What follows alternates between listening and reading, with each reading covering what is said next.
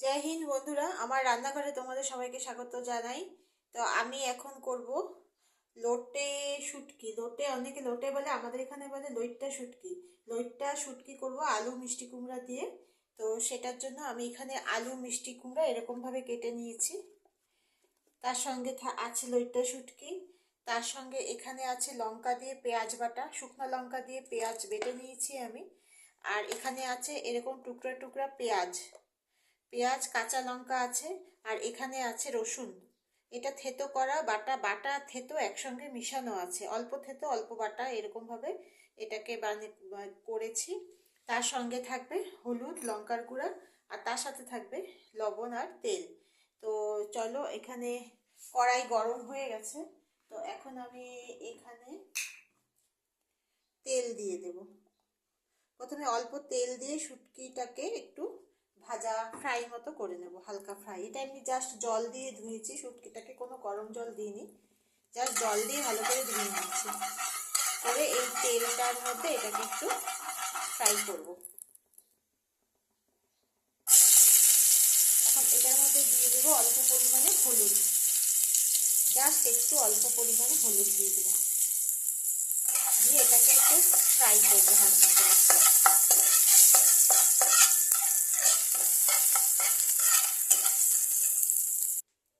ভাজা করে উঠিয়ে নিয়েছি তেলটা, এখন এটার মধ্যে তেল দিয়ে দেবো।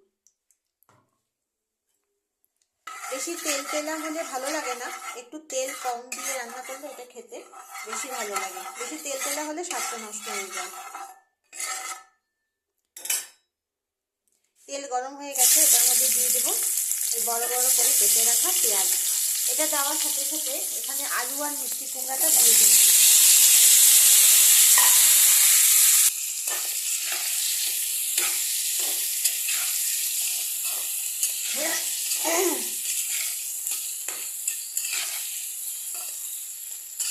এটাকে বেশি ফ্রাই করব না, একটু হালকা হালকা জাস্ট 2-3 বার একটু নেড়ে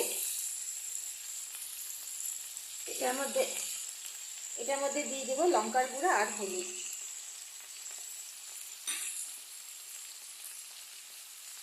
তারপরে এখান থেকে পেঁয়াজ বাটাটা দিয়ে দেবো, পুরোটা দেবো না, যতটা দরকার ততটা দিয়ে দেবো। দিয়ে এখন এটাকে এই মশলার সাথে এটাকে ভালো করে কষাতে হবে। 3-4 মিনিট ধরে এই মশলার সাথে বারবার কষাতে হবে অনেকক্ষণ ধরে, কারণ তলায় লেগে যাতে না যায়, না নাড়লেই তলায় লেগে যাওয়ার চান্স থাকবে। তলায় যাতে লেগে না যায় সেজন্য অনেকক্ষণ ধরে এটাকে কষাতে হবে, 4 মিনিট মতো এটাকে কষাতে হবে। আমি অল্প লবণ দিয়ে দেবো মাঝে, পর্যাপ্ত পরিমাণে লবণটা একবারে দিয়ে দেবো, দিয়ে আবার কষাবো এটাকে।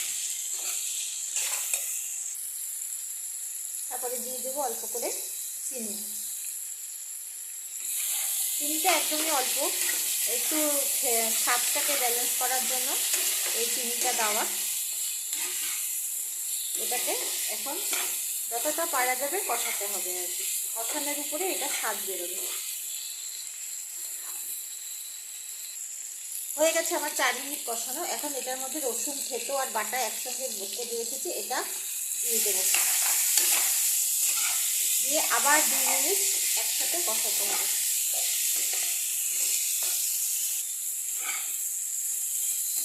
এটা আমার 2 মিনিট কষানো হয়ে গেছে। এখন এটা আমার পুরোপুরি কষানো হয়ে গেছে, এখন এটার মধ্যে আমি জল দিয়ে দেবো। বেশি জল দেবো না, এটা একদম মাখা মাখা হবে, জাস্ট আলু আর মিষ্টি কুমড়াটা একটু যাতে সিদ্ধ হয় সেটার জন্য সেই পরিমাণে জলটা দেব। এখন এটাকে ঢাকনা দিয়ে কম আঁচে ঢাকনা দিয়ে দেব। ঢাকনা দিয়ে এটা হোক, আঁচটা কমানো আছে, কমের থেকে একটু বেশি, মিডিয়াম থেকে একটু লো, আবার একদম লো থেকে একটু মাঝারিতে রেখে দেব। দেখি হয়ে গেছে, আমি 5 মিনিট সিদ্ধ করেছি, এই যে জল কমে গেছে। এখন এই শুটকিগুলোকে, ভাজা করে রাখা শুটকিগুলোকে আমি দিয়ে দেব।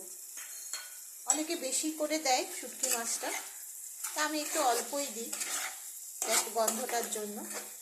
তা আমি এটাকে শুটকি মাছটা দিয়ে বেশিক্ষণ নাড়বো না, এটাকে এইভাবে দিয়ে এটা বাকিটা ওইটা ভাপে হয়ে যাবে। আমার এটা হয়ে গেছে, আমি এখন এটাকে বন্ধ করে দেবো। এইভাবে তোমরা বানিয়ে দেখো, ভালো লাগবে খেতে। তোমাদের মতো করে তোমরা বানিও। তো যেটা তোমরা বানাও সেটা আমাকে পাঠিও, রেসিপি পাঠিও কিভাবে আর হয়। তো আমাদের রেসিপিটা ভালো লেগে থাকলে লাইক শেয়ার আর সাবস্ক্রাইব করে দিও। তোমরা সবাই ভালো থেকো। আজকের জন্য টাটা।